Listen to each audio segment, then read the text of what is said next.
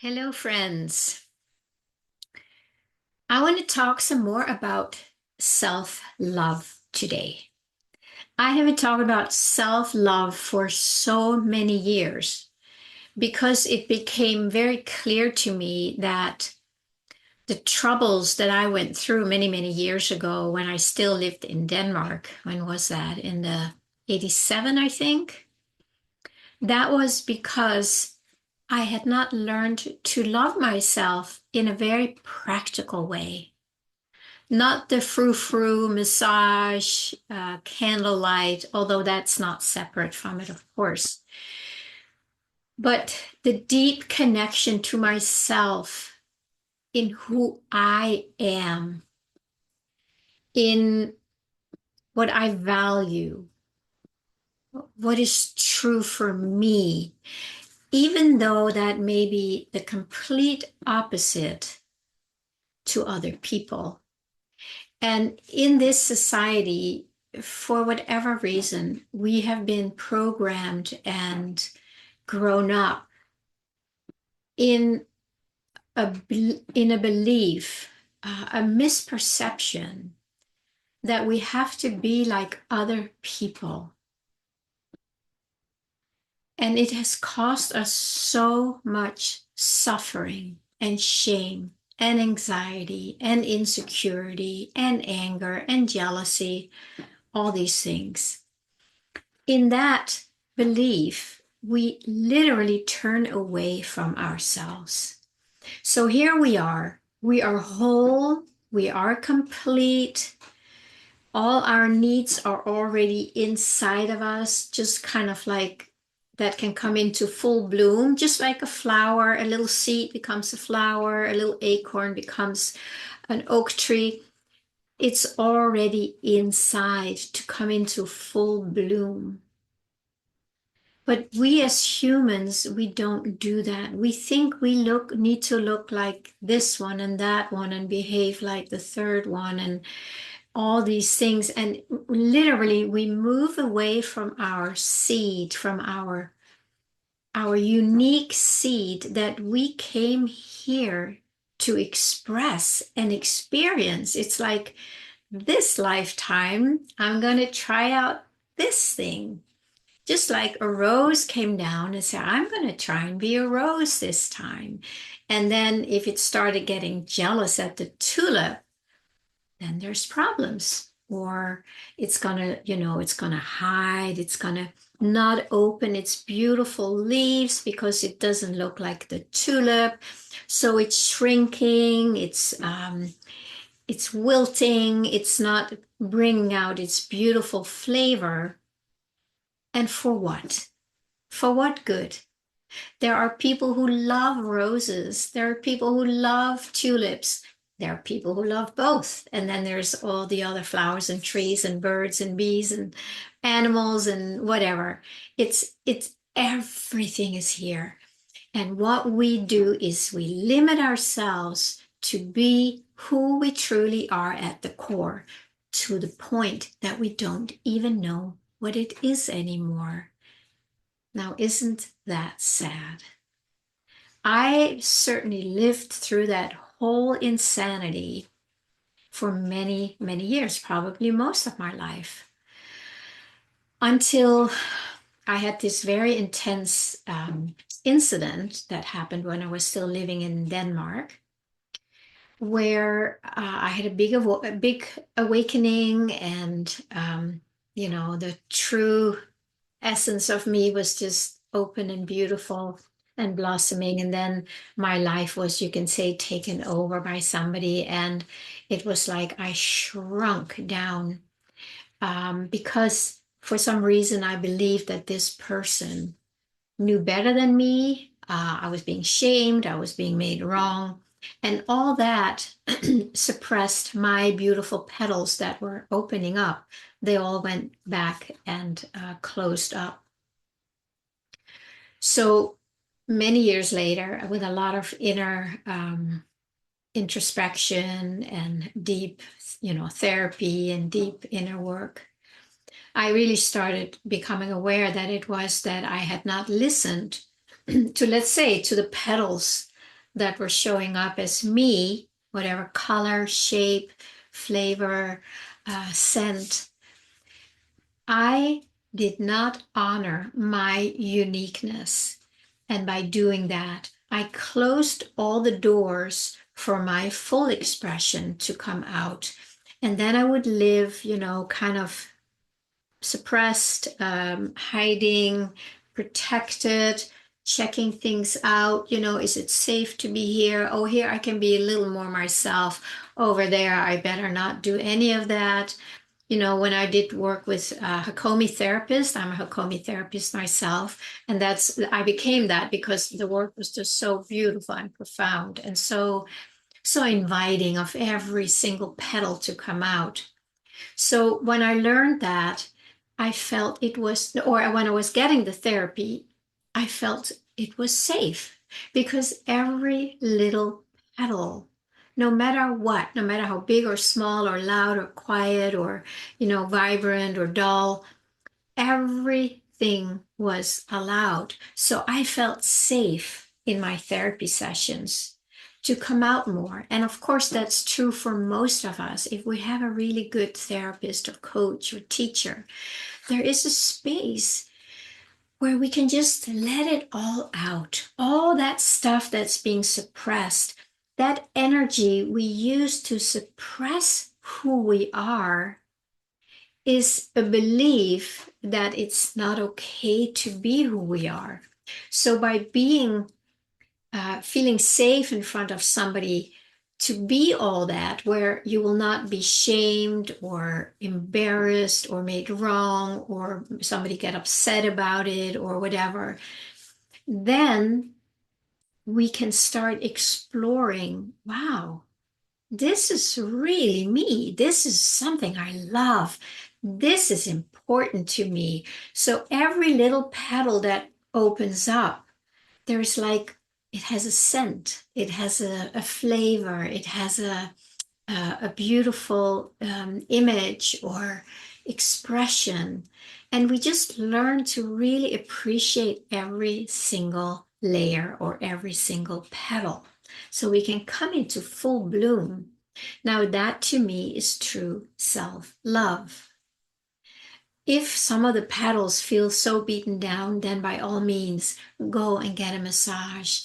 Do something really loving for these parts so they can keep feeling like, yeah, I need this right now. So I can keep opening up. So the whole journey is to come deep inside of ourselves in a safe space, a safe surrounding where we know that every part of us can be voiced and seen, no matter how beautiful and spiritual and profound, or how ugly and shame-filled and angry. Every single one needs to be able to open up so that we can get to know ourselves at a deeper and deeper level, and then learn to really love who we are. And the way you learn to love who you are is by becoming aware of where you are not loving yourself. What parts in you are you not able to love? Are you still keeping outside? So they're unintegrated, they're pushed out and they're separate and they're not receiving the love that we already are. So what does this separate, unintegrated part do out there? It's going to look for love because it wants to be loved, it needs to be loved, it deserves to be loved because we are love and it's our core essence. That's why we keep looking for love, but we do it in the wrong places. Once you start seeing that you are pushing a part of you out there, I mean, it can be anything. It can be the way you look, the way you speak, your lack of education, your hair color, I don't know, your droopy eyes, the house you live in, your inability to be intellectual in conversations. It can be anything. You'll know how you do that. And I know how I do that. So it's up to each of us individually to find how what parts is being pushed out. Many, right? There's many. We have many, many parts that we pushed out. Those are the little frozen waves or frozen drops that are out in the cold, and they're never ever going to be warm. They're never ever going to feel whole, and neither are we. And that's an important part. We will never ever feel whole as long as we exclude any part of ourselves. In order for you and I to feel whole, it's like if you see yourself as maybe a puzzle, right? But this piece of the puzzle is out there. We're not whole. We will not be whole until we invite this piece here that we pushed out back in here. And then it will melt. And then there's not a hole in there anymore. It just fills it up. And that can only be done with true self-love. Some of you may wonder, well, how do I do that? I hate myself. I don't like myself. I have never loved myself. I understand. That's how it is for most people in the world. And that's why most people are out in the world looking for that missing piece that they themselves have pushed out. And then they hope to find somebody else there who can fill it. It's impossible. What we can meet out there is another piece that is pushed out. And that's many times how relationships start, right? They both feel they're lacking something. They're hoping that this other what's it called, pushed out piece, that they can meet and feel happy, but they can't because it has to be filled from inside. So that's why I talk about that self-love is the ultimate homecoming. It's the ultimate healing at the deepest, deepest level. And it's the only way we can actually feel whole as the divine that we are. We cannot allow any of our divine energy to be pushed out there as if it is not part of the divine. We will never feel whole. We will never feel fulfilled or complete. It's simply impossible. There is a missing puzzle piece here, and it's outside of ourselves. So we need to be very curious about how are we pushing parts of ourselves outside of ourselves. And doing that with a deep sense of love, then this puzzle piece or this frozen drop feels like, oh, are you safe now? Is it safe to come closer?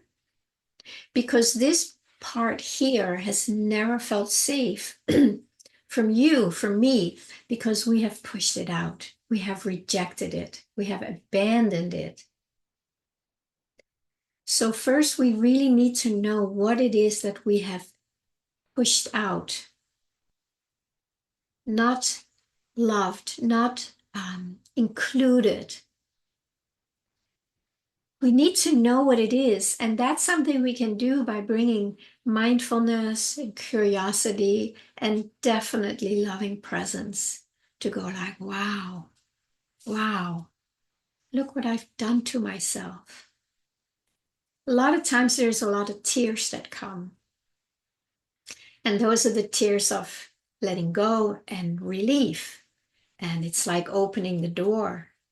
Come back in, come back in. And then you feel a lot more whole. You feel a lot more peaceful, feel a lot more loving, because now you're bringing love to all of yourself. And then the completeness of the love that you already are, that I already am. There's just some sense of a wholeness. And then there's a lot less need to look for something on the outside. I always want to offer that if you need help with that, and I really want to say most of us do. Most of us do, because nobody learned that when we grew up. We didn't learn it in school for sure. They don't teach it at the universities. So it's really okay if you feel like at a loss, like, well, how do I do that? Please reach out to me. This is what I love to do. I call myself a self-love mentor, and I love helping my clients bring all these little frozen drops back in. So you can sign up for a discovery session with me, and I'll put the link in the description below. And you're also welcome to join my my monthly Tuesday gathering online. It's happening this coming Tuesday, and I will put the link in there also. And that's a place where we kind of start connecting what the deepest longing, and making ourselves available for the fullness of who we are, for the divine to come through and to guide us and to give us the love and the confidence that we need when we come home here, and then allow that to come out in whatever way that looks for each one of us. The link will also be in the description below. So I hope to see you soon again. Please like, subscribe, share if you want, comments. I always welcome them. It's so lovely. It really, really warms my heart. There's so many beautiful comments, and it's just lovely. So, my friends, have a good day. I'll talk to you soon.